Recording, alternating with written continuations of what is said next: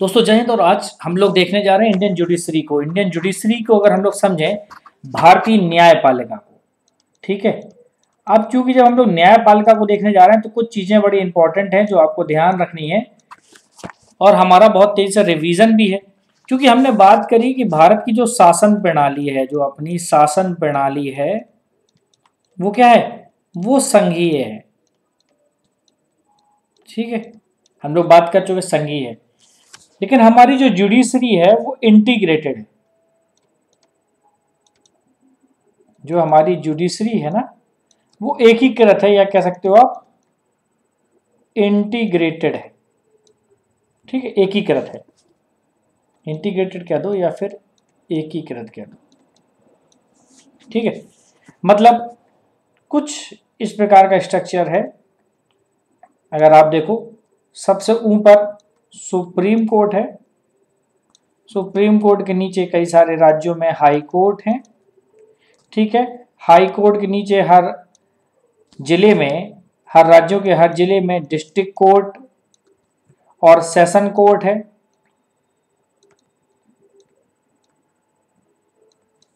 ठीक है, और अगर उसके नीचे जाएं आप हर जिले में, ठीक है, तो उसके बाद नीचे क्या है, ग्राम न्यायालय है,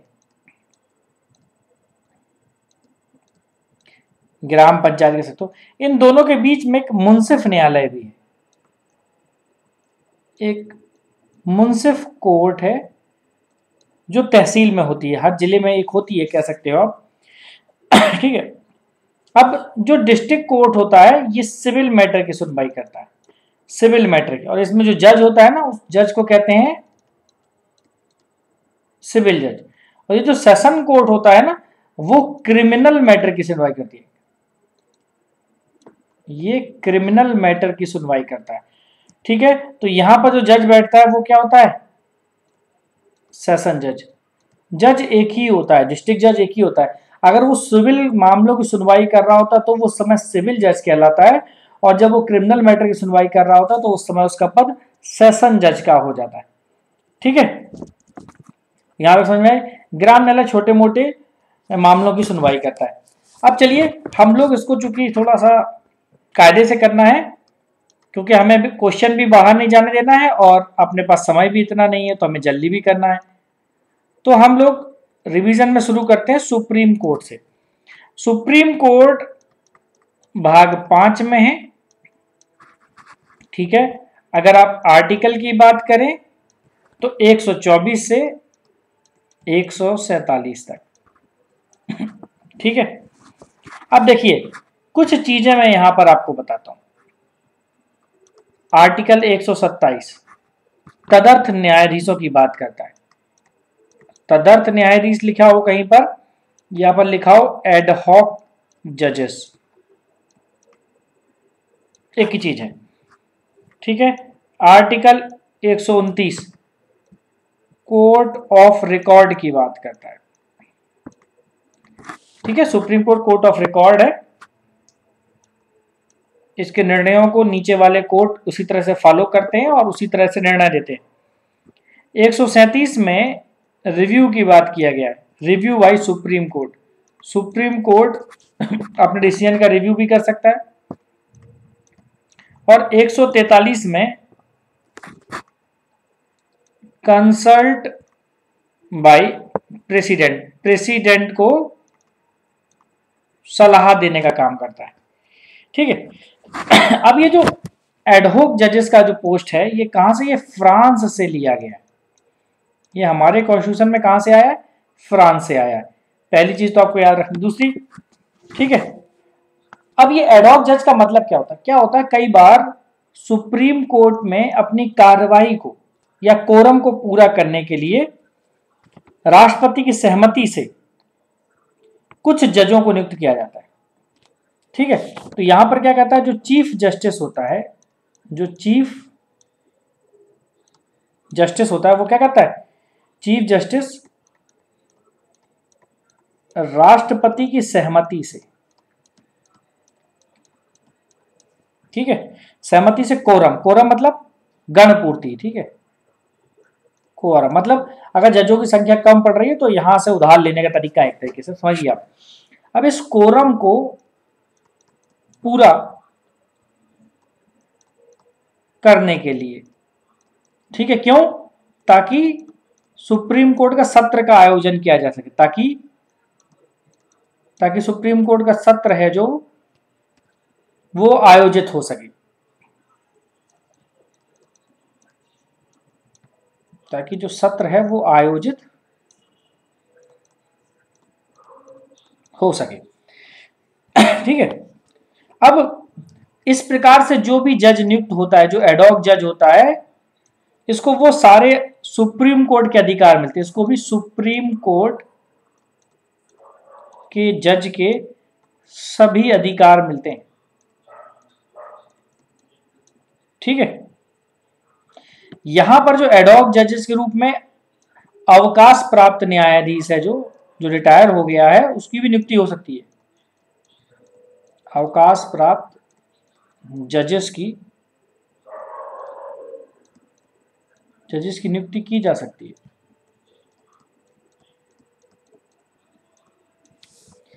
ठीक है। ये आपको याद रखना है। चलिए अब हम लोग समझते हैं, आर्टिकल 124 का पार्ट 1। इसमें क्या है? इसमें सीजेआई आता है, चीफ जस्टिस ऑफ इंडिया, ठीक है,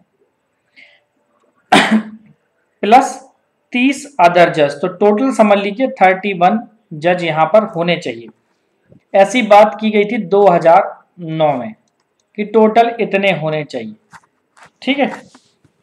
तो 25 से 30 तक तो बीच में चलता है, इस समय 25 हैं, आप इतना याद रखिएगा, ठीक है। इसकी जो सीट ऑफ कोर्ट है, जहां पर इसकी सुनवाई होती है, सीट ऑफ कोर्ट का मतलब होता है जहां पर सुनवाई होती है, ठीक है। तो फिलहाल ये कहां पर है? ये दिल्ली में स्थित है, ठीक है। अगर सीजीआई चाहे, चीफ जस्टिस ऑफ इंडिया चाहे, तो वो क्या करे? राष्ट्रपति की सहमति से कहीं भी सुनवाई कर सकता है। राष्ट्रपति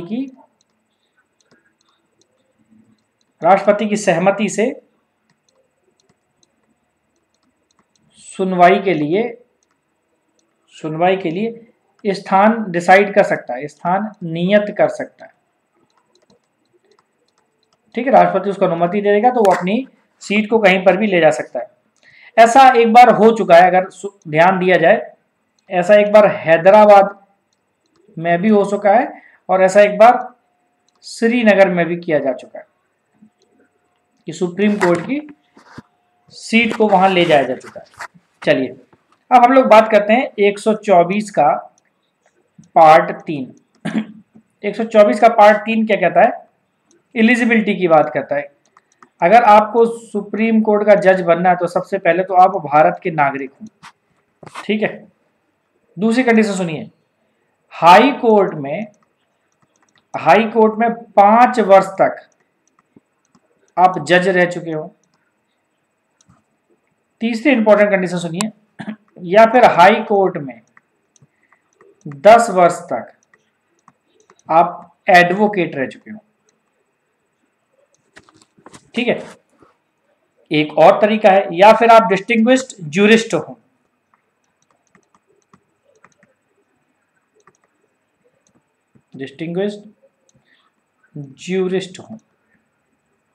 मतलब हिंदी में कहेंगे अगर, आप पारंगत विधि वेत्ता होने चाहिए। अगर आप इन कंडीशन को पूरा करते हो, ठीक है, तो हो जाएगा, आप जज के रूप में नियुक्ति हो जाएगी आपकी।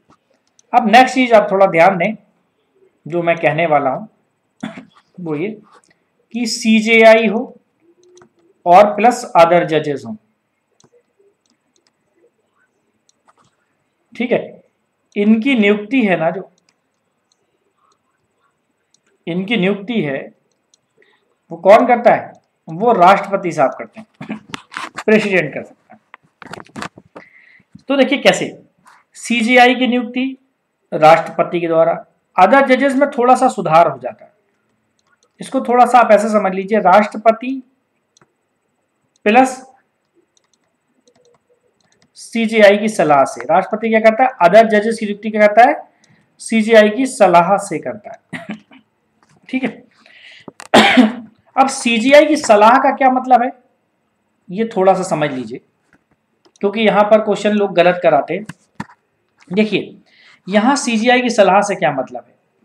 मतलब chief justice of India plus 4 वरिष्ठ न्यायाधीश,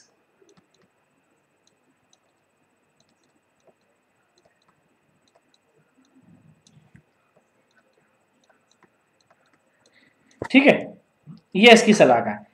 ठीक है, सीजीआई की सलाह में वो 4 वरिष्ठ न्यायाधीश की सलाह निहित रहती है, मतलब इनसे उसने सलाह ली हुई होती है, तभी वो राष्ट्रपति को सलाह देता सलाह सीजीआई ही है।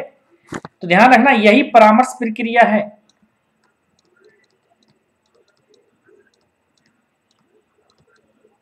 समझ में आया? ठीक है। अब देखो, स्थानांतरण वाला केस होता है, हम लोग उसकी भी बात करेंगे। ध्यान देना, फिलहाल जो सीजीआई के लिए जो प्रोसेस है, यहां पर वरिष्ठतम की प्रथा है। वरिष्ठता ही आधार है। सीजीआई वही बनेगा जो सुप्रीम कोर्ट में वरिष्ठ जज होगा, वही बनेगा। ठीक है। इसके साथ में गुणों को भी देखते हैं।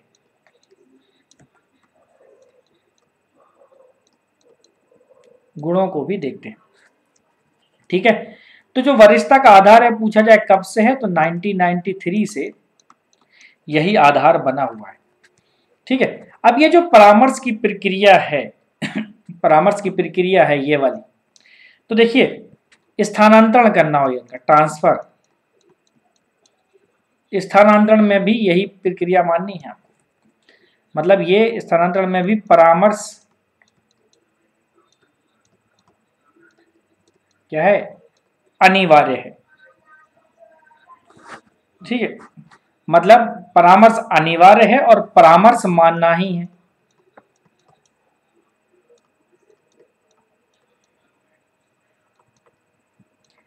मतलब जजों की नियुक्ति और स्थानांतरण के संबंध में, नियुक्ति, अदर जजेस की नियुक्ति और जजों के स्थानांतरण के संबंध में आपको परामर्श मानना ही है। इसके अलावा आपके पास, मतलब राष्ट्रपति के पास, कोई चारा नहीं है। ठीक है। अब देखिए, कुछ चीजें मैं बड़ा इंपॉर्टेंट बताने जा रहा हूं, थोड़ा ध्यान दीजिएगा। आर्टिकल 126 दीजिएगा। ठीक है। एक ऐसा केस है जहां पर राष्ट्रपति को परामर्श की आवश्यकता नहीं होती। मान लीजिए मुख्य न्यायाधीश उस समय नहीं है, डिले हो रहा है किसी कारण से, तो या फिर कहीं बाहर गया हुआ है और उसकी जरूरत है यहां पर, तो क्या करेंगे? राष्ट्रपति साहब कार्यकारी मुख्य न्यायाधीश की नियुक्ति करेंगे। कार्यकारी मुख्य न्यायाधीश की नियुक्ति। ठीक है। पूछा जाए कौन करेगा, तो आप बताएंगे राष्ट्रपति द्वारा राष्ट्रपति द्वारा की जाएगी। ठीक है। इसके लिए परामर्श नहीं चाहिए, इसके लिए परामर्श की आवश्यकता नहीं है। ठीक है। अब समझिए, रिमूवल ऑफ जजेस को थोड़ा सा बात कर लेते हैं। रिमूवल ऑफ जजेस को समझ लीजिए। अगर हटाना हो सुप्रीम कोर्ट के जज को, तो कैसे हटाओ? ठीक है। इसके 2 बेस बनाए गए। संविधान में 2 बातें की गई हैं। एक बात की गई है इनकैपेसिटी, एक बात की गई है इनकैपेसिटी। इनकैपेसिटी का मतलब क्या होता है? इनकैपेसिटी का मतलब होता है असमर्थता। मैंने राष्ट्रपति में आपको बताया था। दूसरा प्रोसेस है प्रूव्ड मिसबिहेवियर।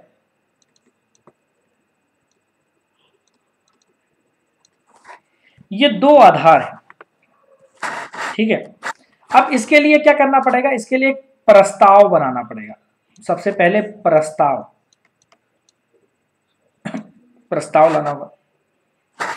अब प्रस्ताव के लिए क्या प्रोसेस है, ये जो प्रस्ताव है या क्या हो, कुल सदस्य संख्या का बहुमत हो,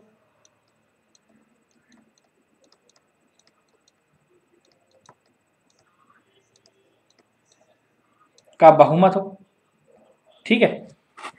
प्रस्ताव कहां पास होगा, याद रखना, या तो वो लोकसभा में या फिर राज्यसभा में, जो भी लेके आएगा, या तो कुल सदस्यों का बहुमत हो या फिर क्या हो,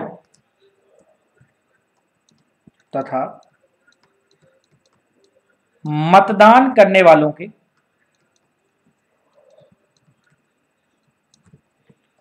2/3 बहुमत से, ठीक है, से पारित होना चाहिए, और दोनों सदनों में पारित होना चाहिए, ठीक है। अगर मान लो पारित हो गया लोकसभा में या राज्यसभा में, जिसमें भी पास होगा, तो दूसरे सदन में जाएगा। दूसरा सदन कौन सा होगा, वो राज्यसभा हो सकता है या फिर लोकसभा हो सकता है। वो क्या करेगा, ये जांच करेगा, ये क्या करेगा, ये आरोपों की जांच करेगा, और आरोपों की जांच के बाद फिर क्या हो जाएगा, यहां पर जज अपनी सफाई दे सकता है। जज यहां पर पेश होकर अपना पक्ष रख सकता है, ठीक है। अगर आरोप सिद्ध हो जाते हैं, ठीक है, तो क्या हो जाएगा, यहां पर भी दूसरे सदन में ये पास हो जाएगा, और पास होने के बाद ही क्या हो जाएगा, रिमूवल ऑफ जजेस प्रक्रिया पूरी हो जाएगी, ठीक है। पूरी पास होने के बाद राष्ट्रपति भी तो साइन करेगा, फिर प्रेसिडेंट साइन करेगा, ठीक है। अब ये ध्यान देना, दोनों सदनों में एक ही सत्र में पास होना चाहिए, दोनों सदनों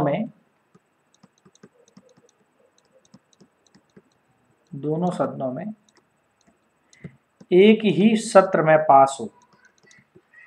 अगर ऐसा नहीं होता है तो प्रस्ताव गिर जाएगा, ठीक है। अब ध्यान देना, एक इंपॉर्टेंट बात मैं यहां पर ऐड करता हूं, ये नॉर्मल प्रोसेस थी, ठीक है। प्रस्ताव में क्या होना चाहिए, अब ये जो प्रस्ताव लाया जाता है, प्रस्ताव लोकसभा, ठीक है, इसके लिए क्या होता है, शुरू में जो प्रस्ताव होता है अगर लोकसभा में पेश करा जा रहा है तो 100 सदस्यों के साइन होना चाहिए। अगर राज्यसभा में पेश किया जा रहा है तो 50 सदस्यों के साइन हो, तभी ये प्रस्ताव आगे बढ़ता है, ठीक है, ध्यान देना।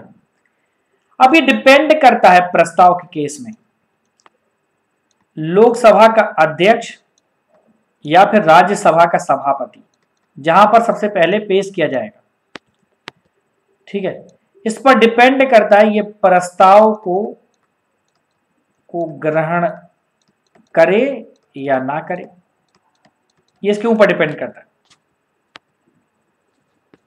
ठीक है। अगर इसने ग्रहण कर लिया प्रस्ताव में तो क्या होता है तो एक 3 सदस्यीय जांच समिति होती है, 3 सदस्यीय एक जांच समिति की नियुक्ति की जाती है। पूछा जाए 3 सदस्यीय जांच समिति में होता कौन कौन है, तो एक तो इसमें होता है सुप्रीम कोर्ट का जज, एक होता है हाई कोर्ट का चीफ जस्टिस, और तीसरा होता है इमिनिस्ट ज्यूरिस्ट, या बोल सकते हो प्रसिद्ध न्यायविद,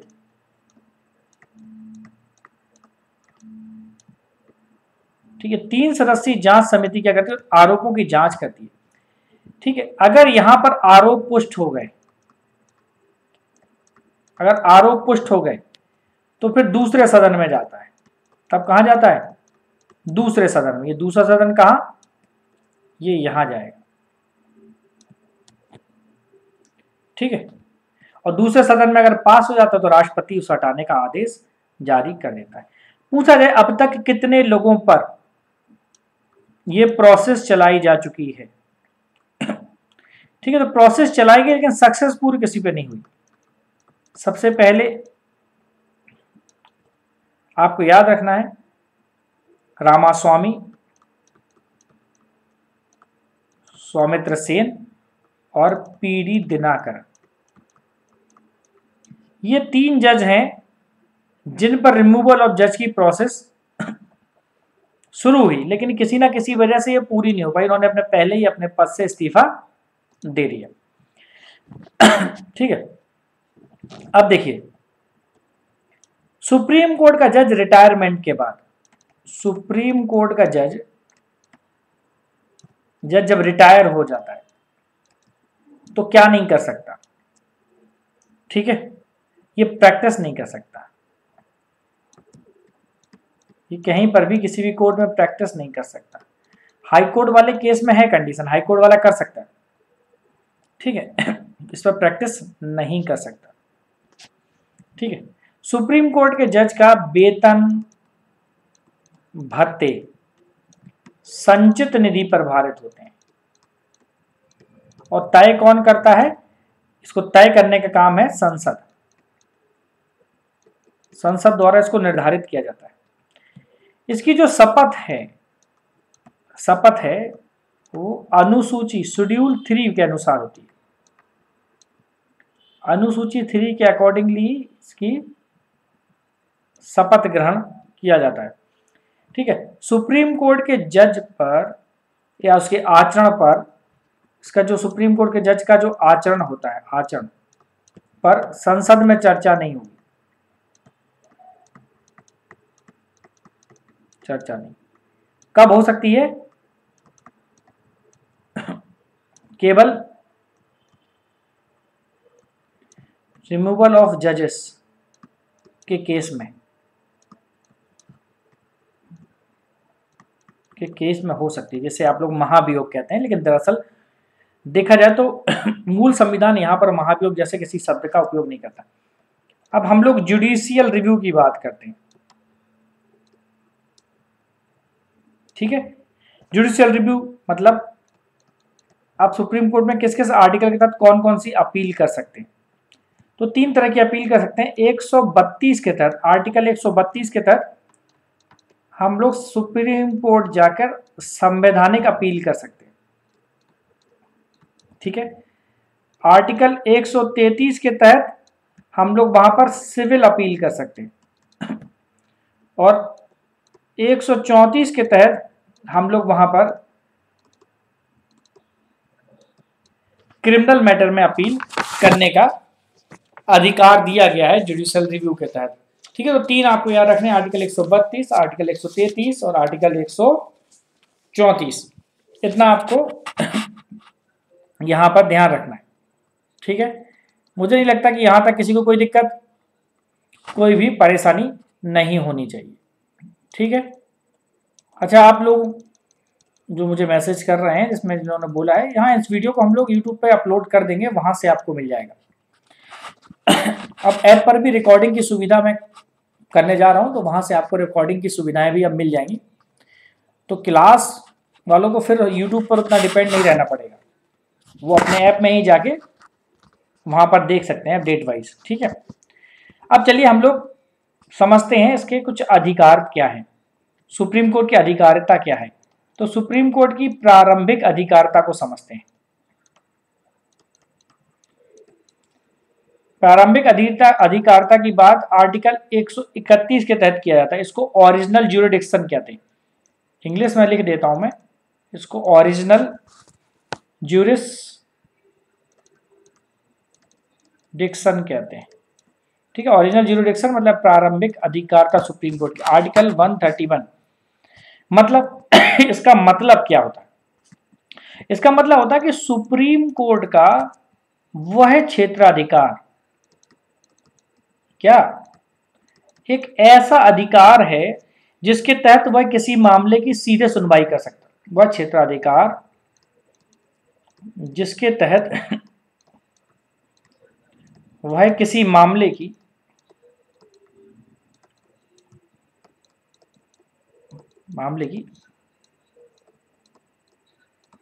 सीधी सुनवाई कर सकता है। नंबर 8। ठीक है, अब ये समझते हैं पहली चीज, क्या ये अधिकार आत्यांतिक है, मतलब एब्सोल्यूट है या नहीं। देखो कैसे, एब्सोल्यूट को बोल देंगे आत्यांतिक है कि नहीं। इसकी सुनवाई सिर्फ और सिर्फ सुप्रीम कोर्ट में होगी। ठीक है, अब वो मैटर कौन कौन से हैं चलिए समझते हैं। पहला मैटर देखो,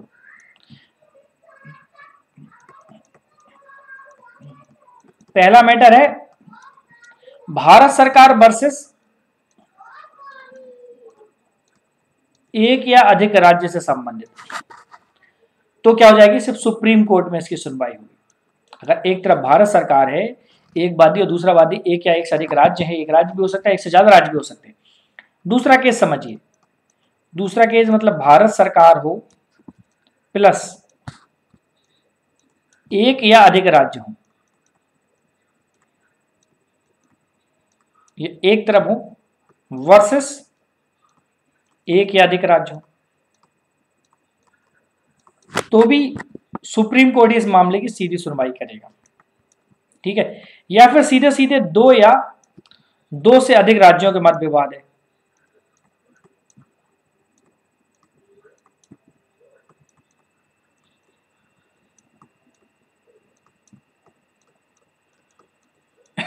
ठीक है, तो यहां पर भी यही होगा।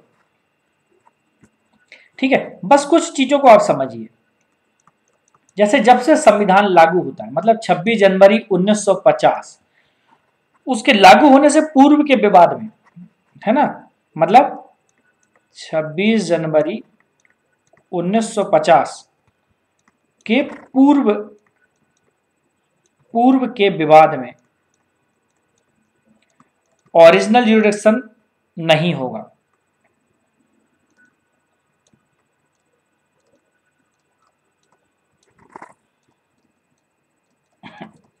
यहां तक आपको समझ में आ गया हो, यहां तक कुछ ऐसा कुछ नहीं है कि मैंने कुछ आपको ऐसा बता दिया कि आप लोग नहीं समझेंगे, नहीं सुना होगा, बिल्कुल आप सब लोग ज्यादा समझदार हैं।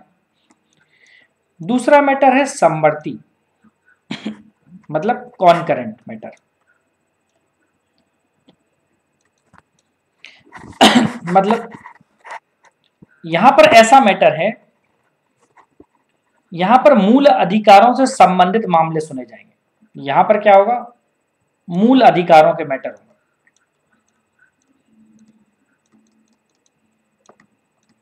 से रिलेटेड केस है।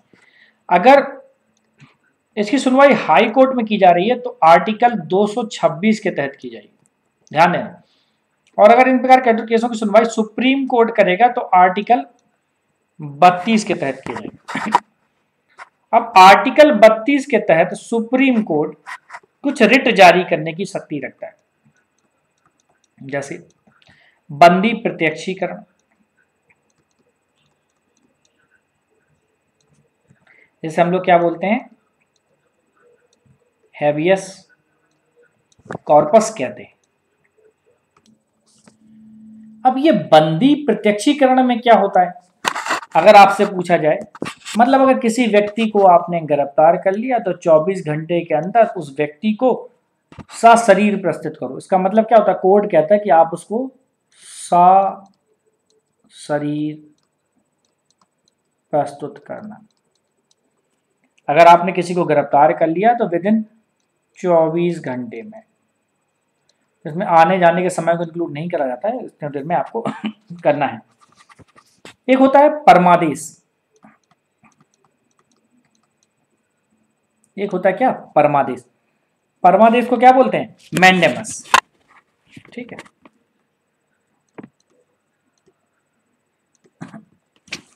अब मैंडेमस का मतलब क्या होता है, यहां सुप्रीम कोर्ट कहता है कि सुनो हम आदेश देते हैं।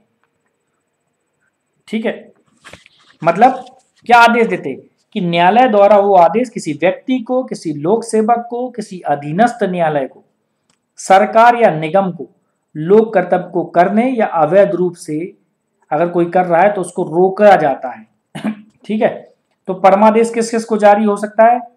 कोर्ट के द्वारा किसी व्यक्ति को जारी किया जा सकता है, किसी सिविल सर्वेंट्स को जारी किया जा सकता है, मतलब लोक सेवक को जारी किया जा सकता है, ठीक है, किसी अधीनस्थ न्यायालय को जारी किया जा सकता है जैसे डिस्ट्रिक्ट कोर्ट वगैरह या हाई कोर्ट वगैरह, किसी सरकार को, किसी निगम को ये जारी किया जा सकता है।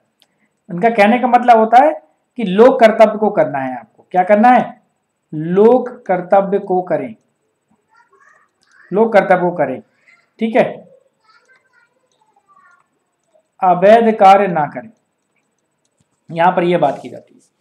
तीसरा एक और रिट है जो दी जाती है, इसको बोलते हैं प्रोहिबिशन, जिसे बोलते हो आप प्रतिषेध, ठीक है, इसको क्या बोलते हैं? प्रोहिबिशन,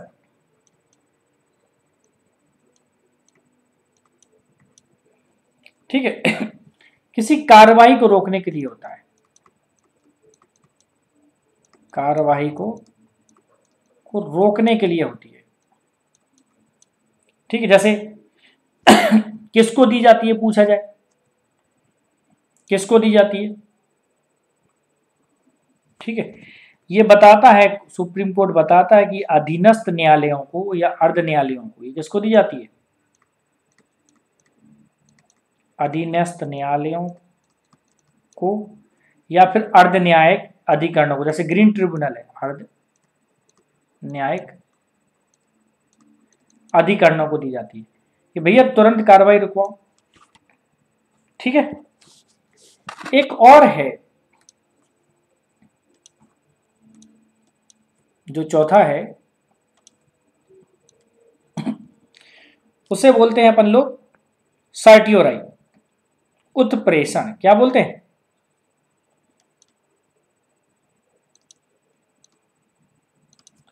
इसको बोलते हैं उत्प्रेषण, ठीक है। ये किसको दी जाती है? ये भी ये अधीनस्थ न्यायालयों को या फिर अर्ध न्यायिक अधिकरण को,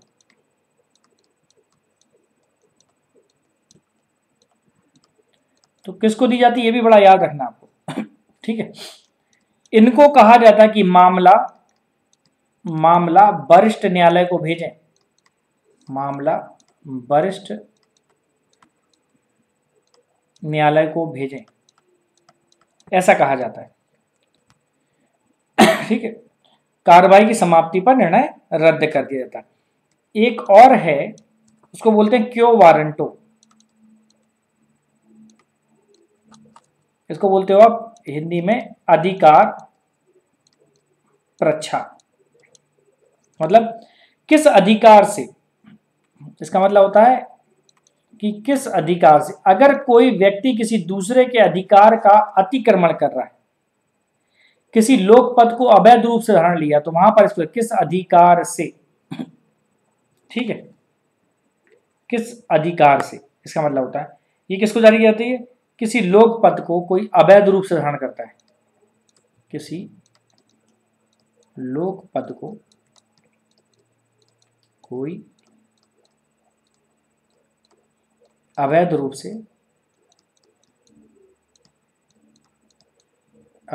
धारण करता है, ठीक है। यह एक देखा जाए तो विवेकीय उपचार है, क्यों वारंटो क्या है? विवेकीय उपचार माना जाता है। तो ये जो 5 रिटें हैं सुप्रीम कोर्ट, हमेशा ध्यान देना, रिट निकालने की ज्यादा शक्ति हाई कोर्ट को दी गई है, ठीक है। सुप्रीम कोर्ट के पास रिट में उतनी ज्यादा पावरफुल है, अगर पूछा रिट निकालने में कौन पावरफुल है, तो आपका आंसर वहां पर हो जाएगा हाई कोर्ट। बिल्कुल सही, आप सही समझ रहे हो, है ना। जैसे राजेश का मैसेज आया, राजेश कह रहे हैं कि आपकी ये जो सर हाई कोर्ट तो छोटा होता है, सुप्रीम कोर्ट बड़ा होता है, तो ये कैसे? भैया ऐसा ही है, सुप्रीम कोर्ट कहता है कि मेरे पास ज्यादा केसों को ना लाओ, ध्यान देना, ठीक है। अगर इन मैटर को लेके आ रहे हो जहां पर आपको लग रहा है कि हाई कोर्ट से भी अगर आपको न्याय नहीं मिल पा रहा है, तो आप सुप्रीम कोर्ट चले जाओ। इनके अलावा भी ज्यादा रिट निकालने की शक्ति हाई कोर्ट को दी गई, उन्होंने कहा हाई कोर्ट ही इन मैटरों को सुलझा दे तो ज्यादा अच्छा है, इसलिए क्षेत्रीय अधिकारों के तहत हाई कोर्ट को अधिकार दे दिए ताकि लोगों को इतनी दूर भाग दौड़ ना करनी पड़े और उनके बहुत सारे काम भी निपट जाएं। अपीलीय क्षेत्राधिकार या अपीलेट ज्यूरिडिक्शन में तो यहाँ बात की गई है कि सुप्रीम कोर्ट है ना, जो सुप्रीम कोर्ट है वो अंतिम अपीलीय अधिकार, अंतिम अपीलीय न्यायालय होगा। तो राजेश जी आपको मेरी बात समझ में आ गई होगी, ठीक है। तो सुप्रीम कोर्ट अंतिम अपीलीय न्यायालय होगा। अब देखो ये किस किस मैटर में अपील कर सकता है, किस किस मैटर में अपील कर सकता है। सबसे पहले देखो ये संवैधानिक मामलों में अपील करनी हो, अगर संवैधानिक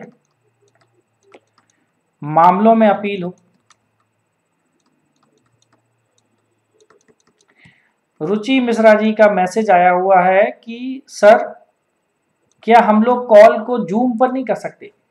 बेटा बिल्कुल कर सकते हैं हम लोग जूम पर, लेकिन जब अपने पास अपना ऐप है और बेटर उसमें सुविधाएं हैं तो क्यों नहीं, है ना। आपके पास तो मैसेज लिखने की सुविधा है, आपके पास आप हैंड रेज कर सकते हैं, अपने क्वेश्चन को टाइप कर सकते हैं और खुद पूछ भी सकते हैं, ठीक है। तो संवैधानिक मामलों में अपील की अगर बात करें कॉन्स्टिट्यूशनल मैटर में तो कैसे होगी, 132 के तहत। मैंने आपको बताया था कि किस मैटर के तहत कहां पर सुनवाई होती है। 132 के तहत सिविल मैटर में, 132 के तहत संवैधानिक मामलों में, 133 के तहत सिविल मामलों में और 134 के तहत क्रिमिनल मैटर में अपील कर सकते हो आप। अब देखो 132 क्या कहता है, जब किसी हाई कोर्ट, 132 सुनिएगा, बिल्कुल सरल तरीके से बता रहा हूं, किसी हाई कोर्ट के द्वारा, देखना मैं जो नोट कर रहा हूं ध्यान दीजिए, किसी हाई कोर्ट के द्वारा किसी सिविल या फिर क्रिमिनल, ठीक है, या अन्य कार्यवाही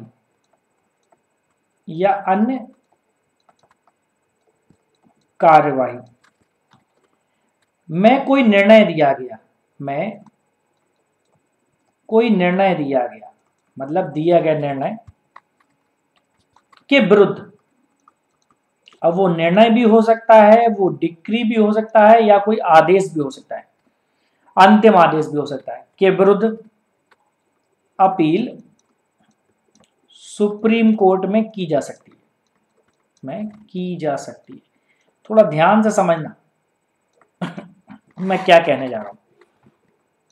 अपील तो भैया सुप्रीम कोर्ट में की जा सकती है, बिल्कुल सही, आपने बोल दिया हमने मान लिया, ठीक है। लेकिन कैसे, इसका प्रमाण पत्र कौन देगा कि हाँ भैया अपील करो, नो ऑब्जेक्शन सर्टिफिकेट एनओसी कौन देगा?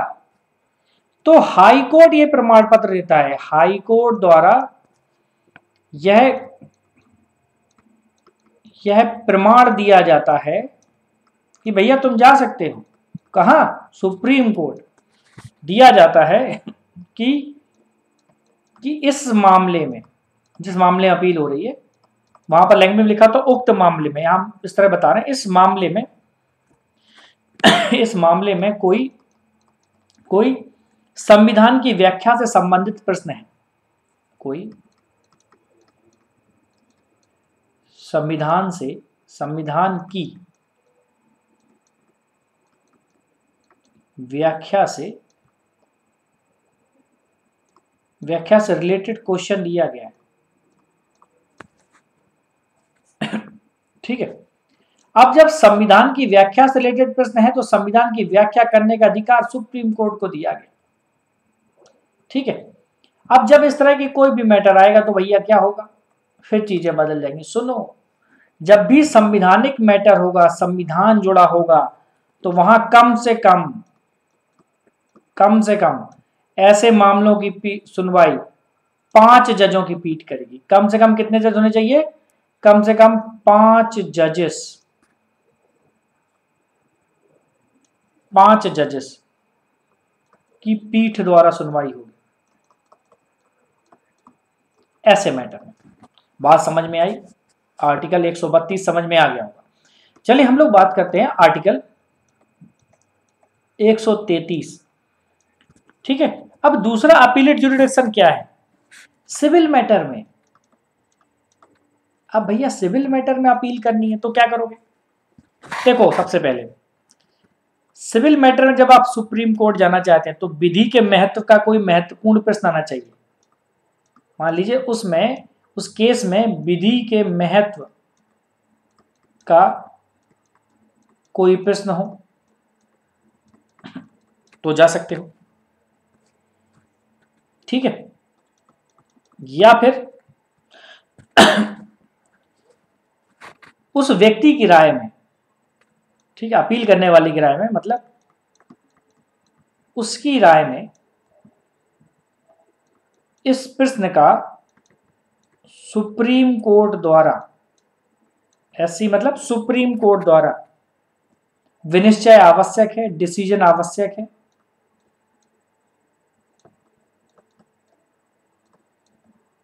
विनिश्चय आवश्यक है। तीसरी इंपॉर्टेंट बात, थर्ड जो सबसे इंपॉर्टेंट है, ठीक है, ध्यान देना मेरी बात, इसको बड़ा इंपॉर्टेंट है, यहां पर लोग कंफ्यूज जाते हैं कि हाई कोर्ट के जब किसी जज ने, जजेस के द्वारा किसी सिविल मैटर में निर्णय दिया है, ठीक है, तो उसकी अपील, निर्णय दिया है तो उसकी अपील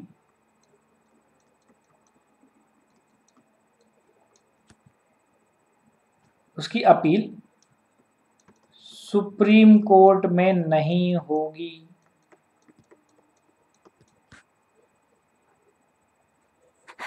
ठीक है, अगर होगी तो कब होगी? होगी तो तब होगी जब ऐसा संसद निर्धारित करे, क्योंकि कानून बनाने का अधिकार तो संसद को है, तो हो जाएगी। तो भैया अपील कहां करें? सुप्रीम कोर्ट में नहीं होगी तो फिर कहां करें? कहीं तो जाना होगा। तो मेरी बात समझिए, इसकी अपील केवल हाई कोर्ट में ही होगी। अपील केवल हाई कोर्ट में ही होगी। सुप्रीम कोर्ट में तो सिर्फ दो महत्वपूर्ण विधि के प्रश्न हो और ऐसा लग रहा हो कि सुप्रीम कोर्ट ही इसको डिसाइड कर सकता है, नहीं तो नहीं हो सकता। समझ में आई मेरी बात? चलिए तीसरी इंपॉर्टेंट बात हम फिर समझते हैं।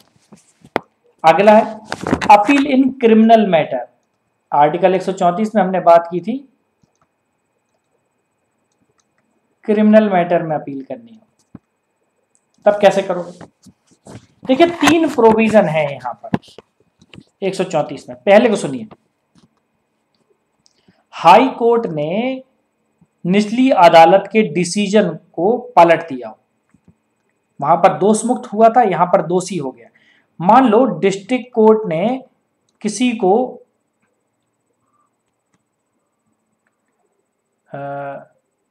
दोष मुक्त किया था, अपील हुई निर्णय के खिलाफ, हाई कोर्ट ने दोषी बना दिया, दोषी बना दिया, या फिर दोषी तो बना ही दिया और मृत्यु दंड भी दे दिया, ठीक है। तो अपील कर लो अब भैया, तो यहां पर सुप्रीम कोर्ट में अपील हो जाएगी।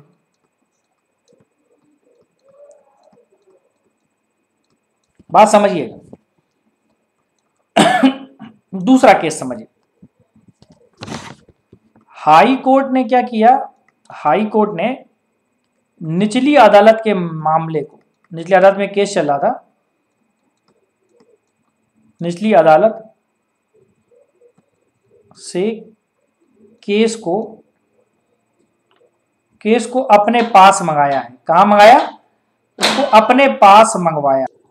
अब निचली अदालत से केस को अपने पास मंगा लिया, मतलब निचली अदालत में केस चल रहा था, केस हो नहीं पाया, हाई कोर्ट को लगा कि चलो भैया इसको खुद देखना चाहिए, उसके पास अधिकार है, ठीक है, को अपने पास मंगाया।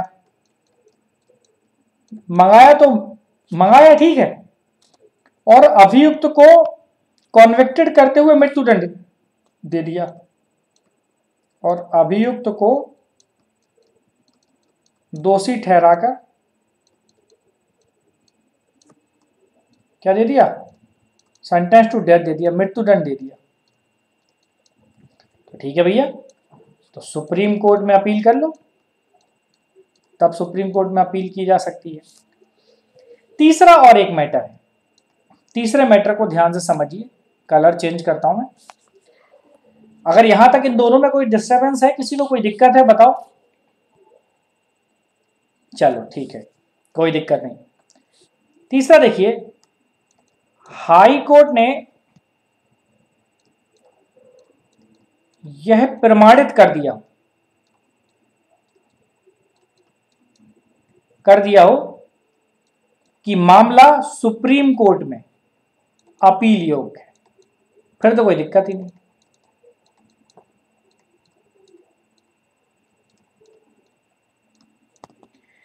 ठीक है, अब इन अपीलों की शक्ति को अगर घटाना बढ़ाना हो तो संसद क्या कर सकती है, उसमें सुधार कर सकती है। तो संसद अपील की शक्ति को बढ़ा सकती है, सीमित कर सकती है, घटा सकती है। ठीक है, अब कुछ मैटर अलग हैं। ठीक है, जैसे appeal by special leave, appeal by एक स्पेशल लीव का प्रोविजन है, मतलब अपील के लिए विशेष इजाजत। इसको समझिए क्या है, ये प्रोविजन भारतीय संविधान के आर्टिकल 136 में किया गया है, और ये एक प्रकार का देखा जाए तो अवशिष्ट शक्ति है। ये क्या है, एक प्रकार की ये अवशिष्ट पावर है या अवशिष्ट शक्ति है। अब भैया क्या है, देखिए कई बार कुछ केस ऐसे होते हैं जो असाधारण होते हैं, असाधारण या फिर गंभीर मामला हो कहीं पर, असाधारण और गंभीर मामलों में ठीक है, मामलों में सुप्रीम कोर्ट को अपील की स्वयं इजाजत है। मेरी बात समझिएगा, स्वयं इजाजत है यदि वो उचित समझे, यदि वो उचित समझे, यदि वो कौन, सुप्रीम कोर्ट। ठीक है, अगर सुप्रीम कोर्ट को उचित लगता है तो क्या है भैया, उसको अपील करने की स्वयं इजाजत है।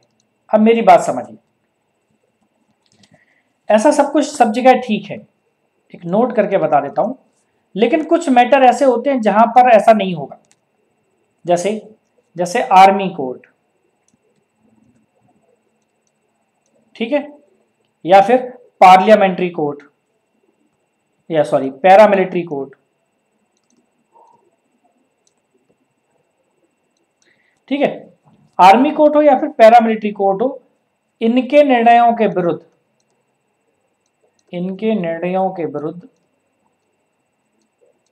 विरुद्ध अपील नहीं हो सकती।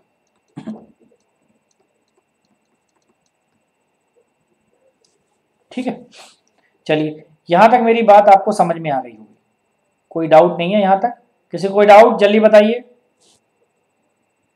चलिए, तो मेरे ख्याल में किसी को कोई डाउट ही नहीं है। अगला जो अधिकार है, हम लोग आर्टिकल 143 को समझिए। 143 क्या कहता है, सुप्रीम कोर्ट का परामर्शी क्षेत्राधिकार है।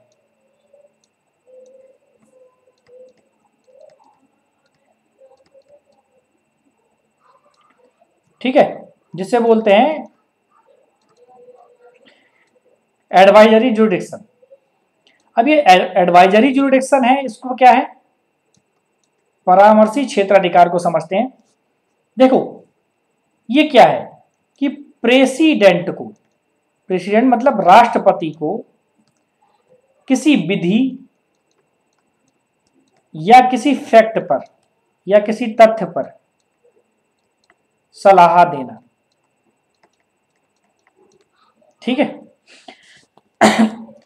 कहां से लिया गया है ये प्रोविजन, भारतीय संविधान में कनाडा से लिया गया। अब देखिए मेरी बात को थोड़ा ध्यान से समझिएगा, प्रेसिडेंट परामर्श मानने को बाध्य नहीं है।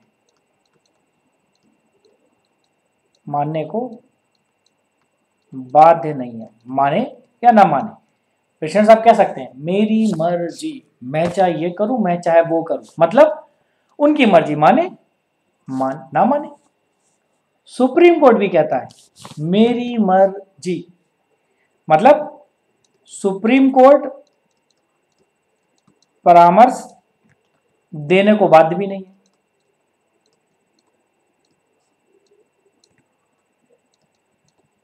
को बाध्य भी नहीं। अब ऐसा नहीं राष्ट्रपति साहब माने नहीं हमको, बोलो दे तो सुप्रीम कोर्ट का चीफ जस्टिस बैठे हो नहीं हम ना देंगे, ऐसा नहीं है। ठीक है, तो ये परामर्श देते हैं।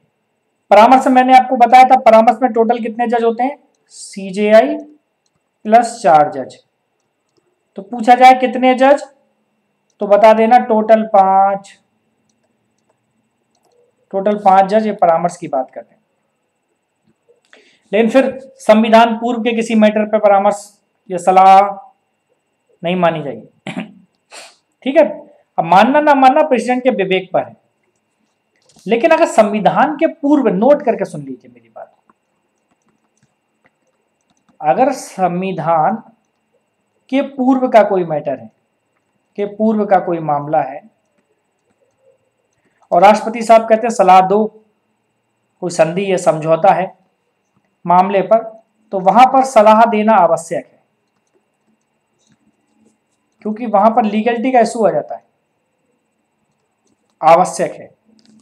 ठीक है, किंतु मानना या ना मानना, मानना या ना मानना प्रेसिडेंट पर निर्भर है। बात समझ में आ गई होगी। ठीक है, अब देखो नोट नंबर में आपको एक और बताता हूं इंपॉर्टेंट, हमने कनाडा से लिया है ये प्रोविजन। ठीक है, एडवाइजरी जुरिडिक्शन का। लेकिन यूएसए में अगर आप देखोगे, यूएसए में या फिर कनाडा में, ठीक है, जुडिशरी को एडवाइजरी जुरिडिक्शन का राइट नहीं है। यहां पर क्या है, जुडिशरी को एडवाइजरी राइट नहीं दिया गया, तो भारत में राइट दिया गया। कुछ नया है ना, संविधान निर्माताओं ने काफी कुछ सोचा होगा। चलिए एक और बात करते हैं। जो सुप्रीम कोर्ट है वो अपने नीचे वाले कोर्ट के लिए कोर्ट ऑफ रिकॉर्ड है, कोर्ट ऑफ रिकॉर्ड है। मतलब ये जो डिसीजन देते हैं वो नीचे वाले निचली अदालत मानती हैं, इसलिए इसको अभिलेख न्यायालय, इसको अभिलेख न्यायालय कहते हैं हिंदी में। कोर्ट ऑफ रिकॉर्ड होता था अभिलेख न्यायालय। मतलब क्या है, इसके निर्णय को निचली अदालत मानती हैं, इसके निर्णयों को लोअर कोर्ट्स, चाहे वो हाई कोर्ट और डिस्ट्रिक्ट कोर्ट्स, लोअर कोर्ट्स मानते हैं। ठीक है, अगर नहीं मानोगे तो, नहीं माना तो क्या होगा, कंटेम्प्ट ऑफ कोर्ट, अवमानना का दंड हो सकता है। Contempt of court by supreme court किया जा सकता है। ठीक है, एक और बड़ा राइट है, बड़ा इंपॉर्टेंट है आप कह सकते हो, चाहे आप ना भी कहें कोई फर्क नहीं पड़ता, लेकिन है तो इंपॉर्टेंट। रिव्यू जुरिडिक्शन बहुत इंपॉर्टेंट है, न्यायपालिका में क्रांति ला दी इसने।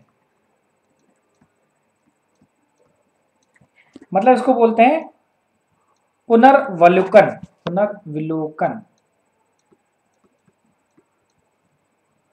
पुनर्विलोकन कहते हैं। अगर आर्टिकल की बात करें तो 137 में आता है। मतलब यहां पर क्या कहते हैं, सुप्रीम कोर्ट अपने आदेश और निर्णयों का पुनर्विलोकन कर सकता है। ठीक है, एक और पावर है सुप्रीम कोर्ट के पास, अगर ध्यान दें हम लोग, मामलों के अंतरण की शक्ति, मामलों को कहीं से इधर उधर भेजना हो।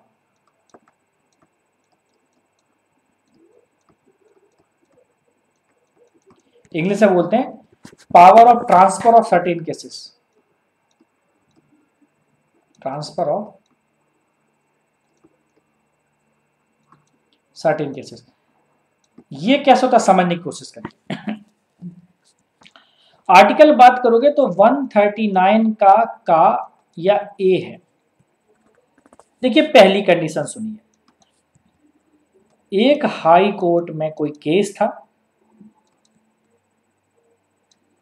उसको आप अदर हाई कोर्ट में भेज सकता है, वो खुद डिसाइड करता है, या कोई कह सकता है कि साहब मामले की सुनवाई अहमदाबाद में ना करिए, हमारी जान को खतरा है, उत्तर प्रदेश में कर दो, तो ऐसा भी हो जाएगा।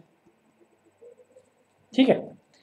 या फिर कई टाइप के केस हैं, एक हाई कोर्ट ये है, एक हाई कोर्ट ये है, एक हाई कोर्ट ये है, 3 हाई कोर्ट हैं। ठीक है। और इन तीनों में सेम टाइप ऑफ केस है, में क्या है, सेम टाइप ऑफ केस है। ठीक है। और यहां पर लॉ का प्रश्न निहित है, विधि का प्रश्न है, इस पर विधि का प्रश्न है। तो इसमें क्या होगा, सुप्रीम कोर्ट अपने पास मंगा सकता है।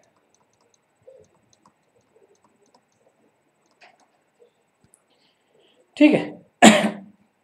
इसका उद्देश्य क्या है, ऐसा क्यों, क्योंकि 3 अलग अलग कोर्ट है, कहीं कोई डिसीजन अलग आ गया तो परस्पर विरोधी निर्णयों से बचने के लिए, अगर पूछा जाए ऐसा सुप्रीम कोर्ट क्यों करता है, क्यों, वो तो हाई कोर्ट भी कर सकता है। एक ही उद्देश्य है, इसका उद्देश्य है परस्पर विरोधी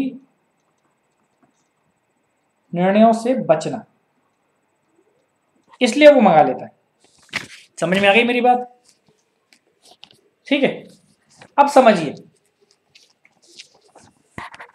ठीक है। तो transfer of high court to high court अगर ऐसा मैटर आ जाए तो एक 1976 में आर्टिकल 47 है। ठीक है। तो वहां पर अगर इसको देखें, ये 42nd अमेंडमेंट है 1976, इसके तहत बात की गई। ठीक है। और ये वाली जो बात है, अगर इसको आप देखोगे तो ये 44 अमेंडमेंट एक्ट है। ठीक है, 1978। तो ये वहां पर आपको इसके बारे में टेक मिलेगा। अब कुछ ऐसी विधियां होती हैं जिन्हें हम बाइंडिंग लॉ कहते हैं, या फिर आबद्ध कर विधियां कहते हैं,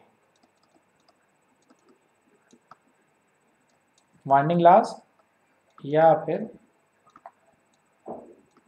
आबद्ध कर विधियां। ठीक है। कैसे, सुप्रीम कोर्ट ने कोई विधि की घोषणा की, घोषित विधियां भारत में सभी न्यायालयों पर लागू, कोर्ट ऑफ रिकॉर्ड की मैंने बात की थी, अभिलेख न्यायालयों पर, अगर नहीं करोगे तो contempt of court by supreme court कर दिया जाएगा। इस वाले केस को देखोगे ना, सभी न्यायालयों पर लागू, मतलब यहां पर क्या चलता है, डॉक्ट्राइन ऑफ प्रेसिडेंट चलता है, पूर्ण निर्णय का सिद्धांत लागू होता है।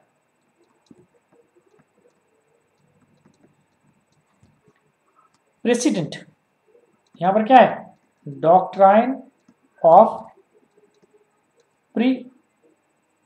सी है, ध्यान रखना, प्रेसिडेंट, ये लागू होता है, पूर्ण निर्णय का सिद्धांत यहां पर लागू होता है। लेकिन ये पूर्ण निर्णय का सिद्धांत ये सुप्रीम कोर्ट पर लागू नहीं होता, ये सुप्रीम कोर्ट पर लागू नहीं होता। क्यों, इसको अपने मामलों को भी पलटने की शक्ति दी गई है, इसलिए इस पर लागू नहीं हो सकता। क्यों लागू नहीं हो सकता, क्योंकि यह अपने निर्णयों को भी पलट सकता है।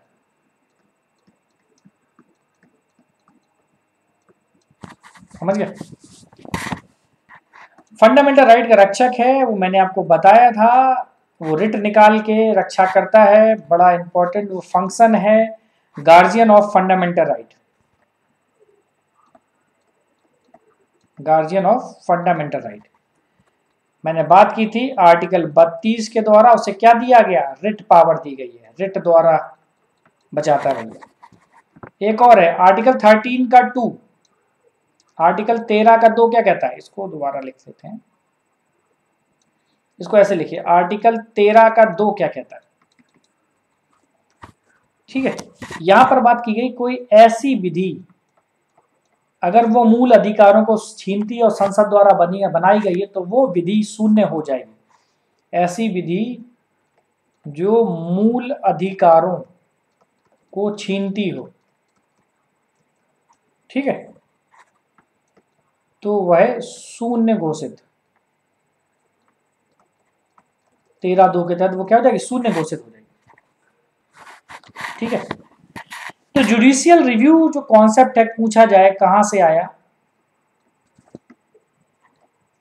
तो आप बताना, ये यूएसए का कॉन्सेप्ट है, कॉन्स्टिट्यूशन को प्रोटेक्शन देने के लिए किया गया है, S13(2) को प्रोटेक्शन देने के लिए किया गया है ना, कॉन्स्टिट्यूशन को प्रोटेक्शन देने के लिए है जुडिशियल रिव्यू। ठीक है, इसके रिमूवल की हमने बात की थी, कदाचार, असमर्था, 65 वर्ष तक, और ये बदालत, वो सब चीजें अलग है। ठीक है, कुछ चीजें हम लोग हाई कोर्ट की समझ लीजिए, हम लोग थोड़ा सा हाई कोर्ट को समझते हैं, हाई कोर्ट क्या कहता है। ठीक है, भारतीय संविधान के भाग 6 में आर्टिकल 214 से 232 तक हाई कोर्ट के प्रोविजन किए गए। बात ध्यान से सुनिए मेरी, मैं क्या कहता हूं। ठीक है, एक हाई कोर्ट का एरिया कई सारे स्टेट हो सकते हैं, एक ही हाई कोर्ट कई सारे स्टेट में हो सकता है, मतलब कई सारे स्टेट एक हाई कोर्ट के जुरिडिक्शन एरिया में आ सकते हैं। ठीक है, हाई कोर्ट भी नीचे वाले कोर्टों के लिए, ये भी एक अभिलेख न्यायालय होगा, अभिलेख न्यायालय, लेकिन किसके लिए होगा, ये अभिलेख न्यायालय होगा डिस्ट्रिक्ट कोर्ट और उनके नीचे के कोर्टों के लिए, डिस्ट्रिक्ट कोर्ट और, ठीक है, उनके नीचे के कोर्टों के लिए, मुंसिफ कोर्ट। ठीक है, अब हाई कोर्ट में रिमूवल ऑफ जजेस, ध्यान दीजिएगा मेरी बात, रिमूवल ऑफ जजेस सेम है जैसे सुप्रीम कोर्ट में पढ़ा था, तो दोबारा यहां पर नहीं पढ़ना है। ठीक है, हाई कोर्ट, एक हाई कोर्ट से दूसरे हाई कोर्ट में अगर जजेस का ट्रांसफर करना है, जजेस का ट्रांसफर करना है, ठीक है, तो यहां पर प्रोसेस क्या होगी, प्रोसेस क्या होगी, राष्ट्रपति प्लस सीजेआई, ठीक है, प्लस हाई कोर्ट 1 के सीजेआई चीफ जस्टिस, और हाई कोर्ट 2 के भी चीफ जस्टिस, अगर चीफ जस्टिस नहीं है तो वरिष्ठ, ये आपको वहां ध्यान रखना है। 226 के तहत ये भी रिट दे सकता है, रिट निकाल नहीं सकती, और ये ज्यादा व्यापक है। 227 के तहत ये अधीनस्थ न्यायालयों को अधीक्षण कर सकता है,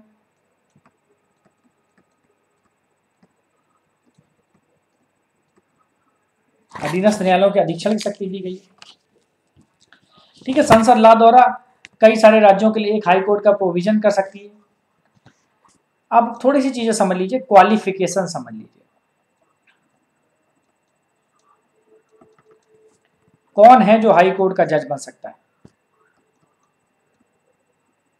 10 ईयर तक न्यायिक पद पर रहा हो, जुडिशियल ऑफिस में रहा हो, या फिर 10 साल तक एडवोकेट रहा हो। ठीक है, इसका अपॉइंटमेंट, हाई कोर्ट के जजों का अपॉइंटमेंट कौन करता है, अपॉइंटमेंट ऑफ हाई कोर्ट जजेस। ठीक है, मतलब इनकी नियुक्ति कौन करता है, यहां पर भी समझ लीजिए। हाई कोर्ट में एक होता है चीफ जज, ठीक है, यहां पर क्या होता है, एक सीजेआई होता है प्लस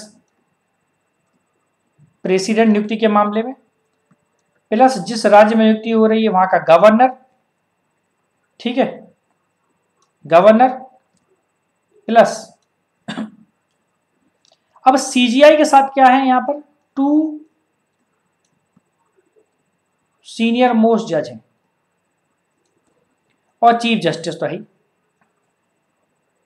प्रेसिडेंट सीजीआई से परामर्श मांगेगा, ठीक है, ये लोग आपस में गुफ्तगू कर लेंगे, प्रेसिडेंट सीजीआई से परामर्श मांगेंगे, सीजीआई परामर्श देगा 2 सीनियर मोस्ट जजेस से मिलकर, ठीक है, और प्लस हाई कोर्ट के चीफ जस्टिस से सलाह लेगा। अगर हाई कोर्ट के चीफ जस्टिस की नियुक्ति हो रही होगी तो फिर यहां पर अगर ये नहीं होगा तो वरिष्ठ जज, उससे ये काम कराया जाएगा, ठीक है। अब देखिए नेक्स्ट, यहां पर एक फैक्ट और समझिए, एक्टिंग चीफ जज, एक्टिंग चीफ जज जब तक वो नहीं तो कार्यवाहक चीफ जज की नियुक्ति कौन करेगा, वो प्रेसिडेंट के द्वारा की जाएगी, इसके लिए सलाह की जरूरत नहीं है, ठीक है।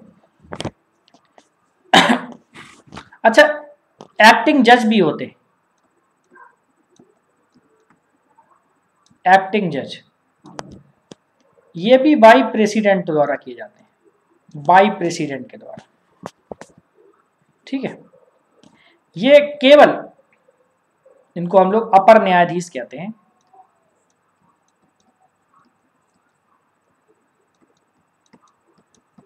ऐसा केवल हाई कोर्ट में होता है, केवल हाई कोर्ट में, केवल 2 साल के लिए, फॉर 2 ईयर्स के लिए इनकी नियुक्ति होती है। क्यों किया जाता है, जब कार्य ज्यादा हो, जब कार्य ज्यादा हो, उनको अपर न्यायाधीश कहते हैं, ठीक है। एक और समझिए मेरी बात, ठीक है, अपॉइंटमेंट ऑफ रिटायर्ड जजेस,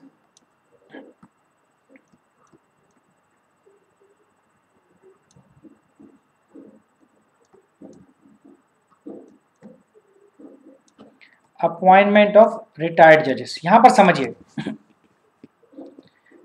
ठीक है।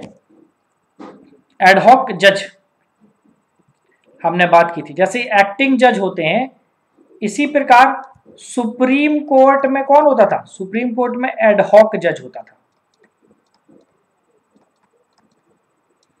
ठीक है। तो अपर न्यायाधीश पूछा जाए ये कहां पर, केवल हाई कोर्ट में, तो एडहॉक जज कहां पर, केवल सुप्रीम कोर्ट में, याद रखना मेरी बात, ठीक है। अपॉइंटमेंट ऑफ जजेस जो रिटायर्ड हैं उनको कैसे करेगा, ठीक है। तो यहां पर क्या होगा, हाई कोर्ट का जो चीफ जस्टिस होगा, सीजे होगा, वो प्रेसिडेंट की सहमति से नियुक्त करेगा और अन्य जजों जैसे, जो रिटायर्ड जज होंगे इनको अन्य जजों के जैसे अधिकार होंगे और इनको अन्य जजों जैसे अधिकार दिए जाएंगे। इनकी एज सुन लो, सुप्रीम कोर्ट के जज की 62 साल होती है रिटायरमेंट, इनकी 65 होती है, इनकी 62 साल होती है, ठीक है। प्रोसेस सेम है जैसे वो है, त्याग पत्र दे सकता है, रिमूवल ऑफ जजेस के तरीका से द्वारा उनको ट्रांसफर किया जा सकता है, प्रूव्ड मिसबिहेवियर और इनकैपेसिटी के बेस पर ही उनको हटा सकते हैं। तो वो सारी चीजें तकरीबन सेम है। इनकी शपथ की अगर बात करोगे तो तीसरी अनुसूची, 3rd शेड्यूल में जो शपथ का प्रोसीजर है वही। इनके वेतन भत्ते, ये बड़ा इंपॉर्टेंट है देखना, जो मैं आपको बता रहा हूं, वेतन भत्ते राज्य की संचित निधि से, सुप्रीम कोर्ट में क्या है, सेंटर की संचित निधि से, भारत की संचित निधि से, और जो पेंशन है वो भी भारत की संचित निधि से, लेकिन इनकी जो पेंशन है ना वो भारत की संचित निधि से। तो हाई कोर्ट के जजों को जो वेतन भत्ते मिलते हैं वो राज्य की संचित निधि से मिलते हैं, लेकिन पेंशन भारत की संचित निधि से दी जाती है। तो एक इंपॉर्टेंट है यहाँ पर, है ना, ये समझने वाली चीज है, याद रखने वाली चीज है, इसको याद रखिएगा। इस पे क्वेश्चन गलत होने के चांस होते हैं, इसलिए थोड़ा सा इसको आप ध्यान देना है, ठीक है। ट्रांसफर ऑफ जजेस समझ लो, हाई कोर्ट के जजों का, हाई कोर्ट में ट्रांसफर ऑफ जजेस, देखो बड़ा आसान सा तरीका है। CJI chief justice of India plus 4 senior most जजेस प्लस प्रेसिडेंट। ठीक है, ठीक है। अब 4 न्यायाधीश हैं, इसमें क्या होगा?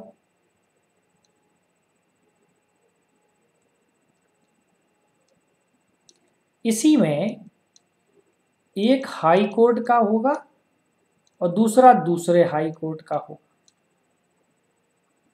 जहां ट्रांसफर वहां के और जहां से आया वहां के, तो दोनों के चीफ जजेस होंगे, यहां के चीफ जज होंगे। ठीक है। रिटायरमेंट के बाद ये भी वकालत नहीं कर सकते, लेकिन सुप्रीम कोर्ट में कर सकते हैं और अन्य न्यायालयों में। जो इनका एरिया था वहां पर वकालत कहां नहीं करेंगे? वकालत जहां उनकी पोस्टिंग थी, जहां उनकी पोस्टिंग थी वहां छोड़कर सब जगह कर लो, सुप्रीम कोर्ट में कर लो। ठीक है। अपील जुडिक्शन होता है, रिट जारी करने का अधिकार है। कोर्ट ऑफ रिकॉर्ड होता है, जुडिशियल रिव्यू के लिए दे सकते हो। पावर ऑफ इशूइंग सर्टिफिकेट कर सकते हो अपील के लिए। तो ये सारी चीज बताएगी। अब इसके बाद आते हैं सब ऑर्डिनेट कोर्ट।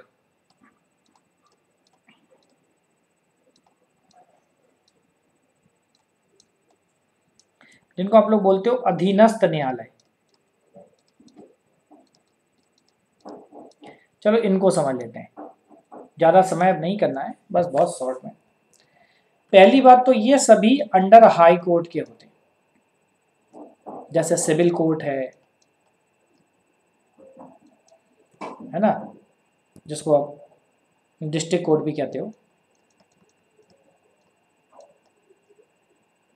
सेशन कोर्ट है, क्रिमिनल कोर्ट है,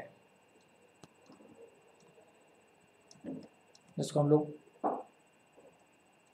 सेशन कोर्ट कहते हैं। ठीक है। अब इनका अपॉइंटमेंट कैसे होता है? Appointment of district court, district जज कैसे होता है? देखो, पहले तो क्या क्या चीजें चाहिए इनके लिए? कम से कम 7 साल तक एडवोकेट रहा हो। ठीक है। प्लस हाई कोर्ट द्वारा सिफारिश। 2 चीजें इंपॉर्टेंट। ठीक है। अगर डिस्ट्रिक्ट जज ने किसी को मृत्यु दंड दे दिया है, ठीक है, अगर डिस्ट्रिक्ट जज ने किसी को मृत्यु दंड दिया है तो ऐसे केस में हाई कोर्ट द्वारा पुष्टि आवश्यक है। ठीक है। अब जो सिविल कोर्ट होता है, तो क्रिमिनल कोर्ट ने दे दिया भैया, सेशन कोर्ट ने दे दिया। सिविल कोर्ट क्या होता है? 5 लाख तक के मामले सुन सकता है।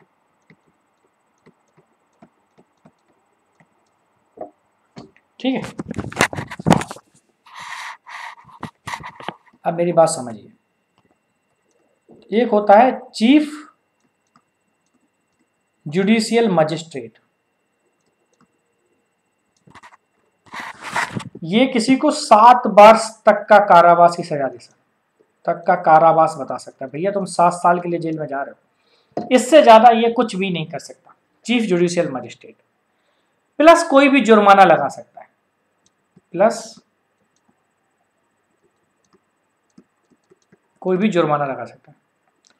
एक होता है जुडिशियल मजिस्ट्रेट फर्स्ट क्लास,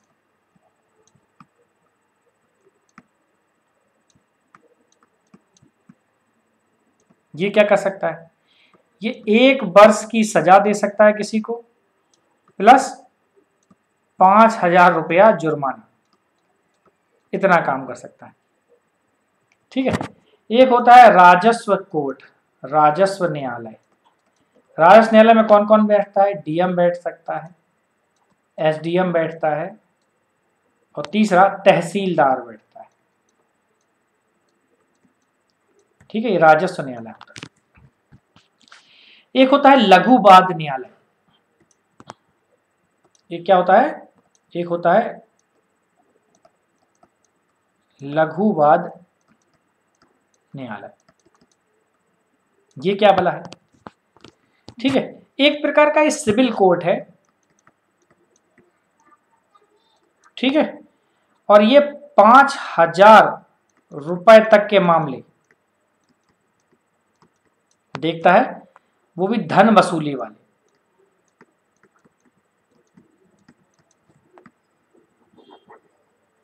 ठीक है, एक होता है अतिरिक्त लघु वाद न्यायालय।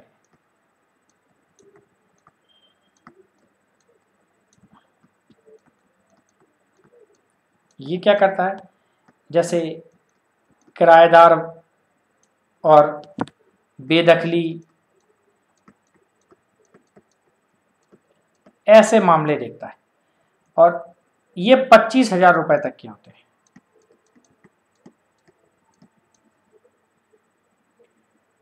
है? अब अगर इससे ज्यादा के हैं, अगर इससे ज्यादा के मामले हैं, तो फिर कहां जाएंगे? District court.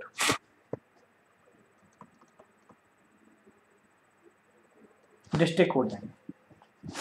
ठीक है, अब इनके और इनके विरुद्ध अपील नहीं होगी। इनके विरुद्ध अपील नहीं हो सकती, केवल पुनरीक्षण किया जा सकता है। ठीक है, एक होता है न्याय पंचायत, जो गांव में होती है, ग्राम स्तर पर। ये क्या देखता है? 500 रुपए तक के सिविल मैटर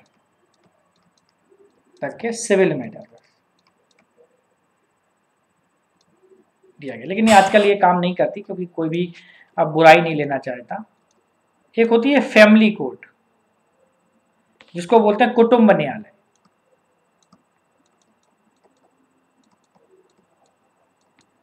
ठीक है, यहां पर क्या होता है? आप इसके विरुद्ध अपील है, ये जो अपील है, अपील हाई कोर्ट में कर सकते हो, और यहां से आप सुप्रीम कोर्ट में भी अपील। ठीक है, ये क्या देखता है? ये घरेलू हिंसा से संबंधित मामले, घरेलू विवाद, जैसे विवाह से रिलेटेड मामले, तलाक से रिलेटेड मामले, उत्तराधिकार से रिलेटेड मामले, भरण पोषण से रिलेटेड मामले। ठीक है, तो ये घरेलू विवाद संबंधित मामलों को देखने का काम कौन करता है? ये फैमिली कोर्ट करती है। ठीक है, तो बस आपको इतना पढ़ना है, और इसके अलावा जुडिशरी में आपको कुछ भी नहीं देखना है। और उम्मीद करता हूं कि यहां से बाहर एक भी क्वेश्चन नहीं मिलेगा। उम्मीद क्या, मिलेगा ही नहीं। ठीक है, इतना करके जाइए, और आपकी पॉलिटी में जुडिशरी से कोई भी क्वेश्चन आएगा, जाहिर सी बात है, इससे 2 क्वेश्चन 3 क्वेश्चन तो आने ही हैं, 2 क्वेश्चन तो बनते हैं। ठीक है, वो आएगा और आप उसको करेक्ट कर लेंगे।